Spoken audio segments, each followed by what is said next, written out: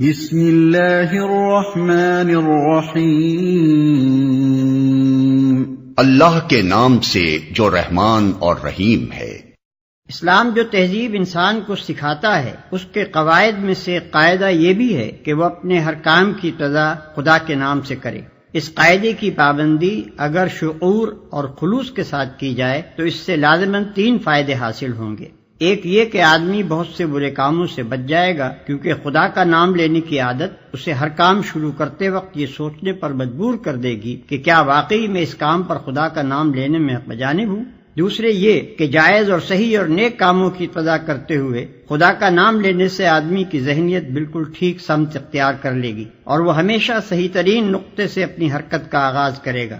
تیسرا اور سب سے بڑا فائدہ یہ ہے کہ جب وہ خدا کے نام سے اپنا کام شروع کرے گا تو خدا کی تائید اور توفیق اس کے شامل حال ہوگی، اس کی صحیح میں برکت ڈالی جائے گی اور شیطان کی فساد انگیزیوں سے اس کو بچایا جائے گا۔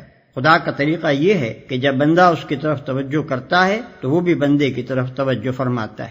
الحمد للہ رب العالمین، تعریف اللہ ہی کے لیے ہے جو تمام کائنات کا رب ہے۔ تعریف اللہ ہی کے لیے ہے۔ جیسا کہ ہم دیباچے میں بیان کر چکے ہیں، سورہ فاتحہ اصل میں تو ایک دعا ہے، لیکن دعا کی ابتدا اس ہستی کی تعریف سے کی جا رہی ہے جس سے ہم دعا مانگنا چاہتے ہیں۔ یہ گویا اس امر کی تعلیم ہے کہ دعا جب مانگو تو مہذب طریقے سے مانگو۔ یہ کوئی تہذیب نہیں ہے کہ منہ کھولتے ہی جھٹ اپنا مطلب پیش کر دیا۔ تہذیب کا تقاضا یہ ہے کہ جس سے دعا کر رہے ہو پہلے اس کی خوبی کا، اس کے احسانات اور اس کے مرتبے کا اعتراف کرو۔ تعریف ہم جس کی بھی کرتے ہیں 2 وجوہ سے کیا کرتے ہیں۔ ایک یہ کہ وہ بجائے خود حسن و خوبی اور کمال رکھتا ہو، قطع نظر اس سے کہ ہم پر اس کے ان فضائل کا کیا اثر ہے۔ دوسرے یہ کہ وہ ہمارا محسن ہو اور ہم اعتراف نعمت کے جذبے سے سرشار ہو کر اس کی خوبیاں بیان کریں۔ اللہ تعالیٰ کی تعریف ان دونوں حیثیتوں سے ہے۔ یہ ہماری قدر شناسی کا تقاضا بھی ہے اور احسان شناسی کا بھی کہ ہم اس کی تعریف میں رد اللسان ہوں۔ اور بات صرف اتنی ہی نہیں ہے کہ تعریف اللہ کے لیے ہے، بلکہ صحیح یہ ہے کہ تعریف اللہ ہی کے لیے ہے۔ یہ بات کہہ کر ایک بڑی حقیقت پر سے پردہ اٹھایا گیا ہے، اور وہ حقیقت ایسی ہے جس کی پہلی ہی ضرب سے مخلوق پرستی کی جڑ کٹ جاتی ہے۔ دنیا میں جہاں جس چیز اور جس شکل میں بھی کوئی حسن، کوئی خوبی، کوئی کمال ہے، اس کا سرچشمہ اللہ ہی کی ذات ہے۔ کسی انسان، کسی فرشتے، کسی دیوتا، کسی سیارے، غرض کسی مخلوق کا کمال بھی ذاتی نہیں ہے بلکہ اللہ کا عطیہ ہے۔ پس اگر کوئی اس کا مستحق ہے کہ ہم اس کے گرویدہ اور پرستار، احسان مند اور شکر گزار، نیاز مند اور خدمتگار بنے تو وہ خالق کمال ہے، نہ کہ صاحب کمال، جو تمام کائنات کا رب ہے۔ رب کا لفظ عربی زبان میں 3 معنوں میں بولا جاتا ہے۔ 1 مالک اور آقا، 2 مربی پرورش کرنے والا، خبرگیری اور نگہبانی کرنے والا، 3 فرمانروا، حاکم، مدبر اور منتظم۔ اللہ تعالیٰ ان سب معنوں میں کائنات کا رب ہے۔ الرحمن الرحیم، رحمان اور رحیم ہے۔ انسان کا خاصہ ہے کہ جب کوئی چیز اس کی نگاہ میں بہت زیادہ ہوتی ہے تو وہ مبالغے کے صیغوں میں اس کو بیان کرتا ہے، اور اگر ایک مبالغے کا لفظ بول کر وہ محسوس کرتا ہے کہ اس شے کی فراوانی کا حق ادا نہیں ہوا تو پھر وہ اسی معنی کا ایک اور لفظ بولتا ہے تاکہ وہ کمی پوری ہو جائے جو اس کے نزدیک مبالغے میں رہ گئی ہے۔ اللہ کی تعریف میں رحمان کا لفظ استعمال کرنے کے بعد پھر رحیم کا اضافہ کرنے میں بھی یہی نقطہ پوشیدہ ہے۔ رحمان عربی زبان میں بڑے مبالغے کا صیغہ ہے، لیکن خدا کی رحمت اور مہربانی اپنی مخلوق پر اتنی زیادہ ہے، اس قدر وسیع ہے، ایسی بے حد و حساب ہے کہ اس کے بیان میں بڑے سے بڑا مبالغے کا لفظ بول کر بھی جی نہیں بھرتا۔ اس لیے اس کی فراوانی کا حق ادا کرنے کے لیے پھر رحیم کا لفظ مزید استعمال کیا گیا۔ اس کی مثال ایسی ہے جیسے ہم کسی شخص کی فیاضی کے بیان میں سخی کا لفظ بول کر جب تشنگی محسوس کرتے ہیں تو اس پر داتا کا اضافہ کرتے ہیں۔ رنگ کی تعریف میں جب گورے کو کافی نہیں پاتے تو اس پر چٹے کا لفظ اور بڑھا دیتے ہیں۔ درازی قد کے ذکر میں جب لمبا کہنے سے تسلی نہیں ہوتی تو اس کے بعد تڑنگا بھی کہتے ہیں۔ مالک یوم الدین، روز جزا کا مالک ہے، یعنی اس دن کا مالک جبکہ تمام اگلی پچھلی نسلوں کو جمع کر کے ان کے کارنامہ زندگی کا حساب لیا جائے گا اور ہر انسان کو اس کے عمل کا پورا صلہ یا بدلہ مل جائے گا۔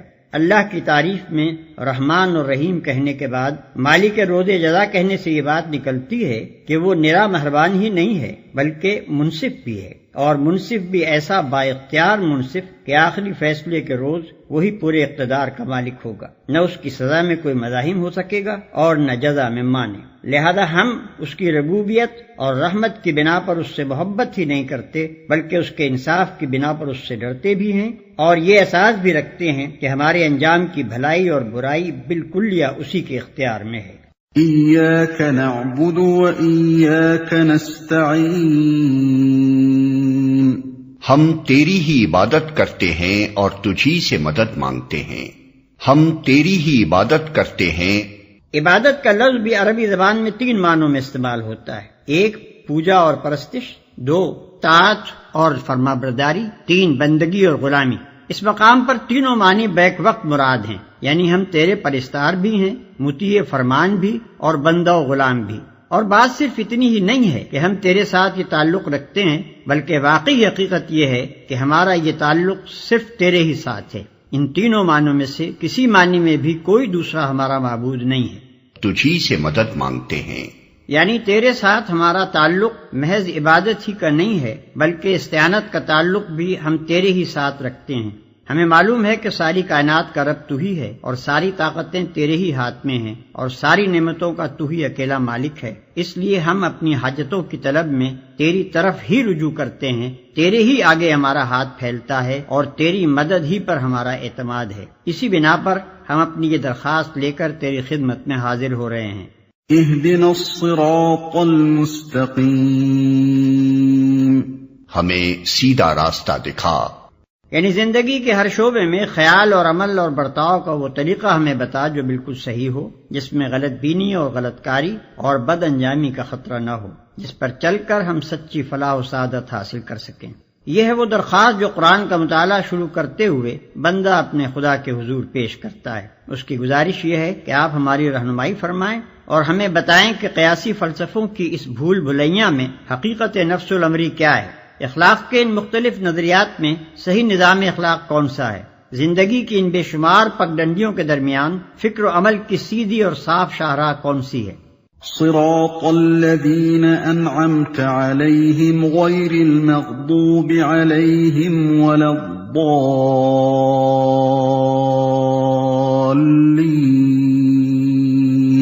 ان لوگوں کا راستہ جن پر تو نے انعام فرمایا، جو ماتوب نہیں ہوئے، جو بھٹکے ہوئے نہیں ہیں۔ ان لوگوں کا راستہ جن پر تو نے انعام فرمایا۔ یہ اس سیدھے راستے کی تعریف ہے جس کا علم ہم اللہ تعالیٰ سے مانگ رہے ہیں، یعنی وہ راستہ جس پر ہمیشہ سے تیرے منظور نظر لوگ چلتے رہے ہیں، وہ بے خطا راستہ کہ قدیم ترین زمانے سے آج تک جو شخص اور جو گروہ بھی اس راہ پر چلا وہ تیرے انعامات کا مستحق ہوا اور تیری نعمتوں سے مالا مال ہو کر رہا۔ جو ماتوب نہیں ہوئے، جو بھٹکے ہوئے نہیں ہیں۔ یعنی انعام پانے والوں سے ہماری مراد وہ لوگ نہیں ہیں جو بظاہر عارضی طور پر تیری دنیاوی نعمتوں سے سرفراز تو ہوتے ہیں مگر دراصل وہ تیرے غضب کے مستحق ہوا کرتے ہیں اور اپنی فلاح و سعادت کی راہ گم کیے ہوئے ہوتے ہیں۔ اس سلبی تشریح سے یہ بات خود کھل جاتی ہے کہ انعام سے ہماری مراد حقیقی اور پائیدار انعامات ہیں جو راست روی اور خدا کی خوشنودی کے نتیجے میں ملا کرتے ہیں، نہ کہ وہ عارضی اور نمائشی انعامات جو پہلے بھی فرعونوں اور نمرودوں اور قارونوں کو ملتے رہے ہیں اور آج بھی ہماری آنکھوں کے سامنے بڑے بڑے ظالموں اور بدکاروں اور گمراہوں کو ملے ہوئے ہیں۔